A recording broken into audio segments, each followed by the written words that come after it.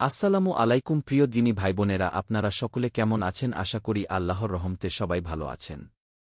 আজ একজন মুসলিম হিসেবে আপনাদের সাথে কিছু কথা বলতে চাই, দয়া করে শেষ পর্যন্ত শুনবেন।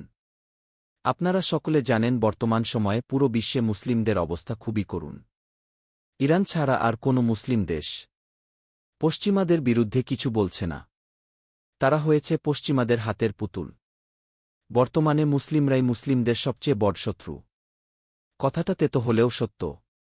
বর্তমানে বিশ্বের প্রযুক্তি, অর্থনীতি, সামরিক শক্তি সব পশ্চিমাদের হাতে। এখন হয়তো আপনি যেই মোবাইল, ল্যাপটপ বা কম্পিউটারে আমার এই ভিডিওটি দেখছেন, এটাও তাদের কন্ট্রোলে।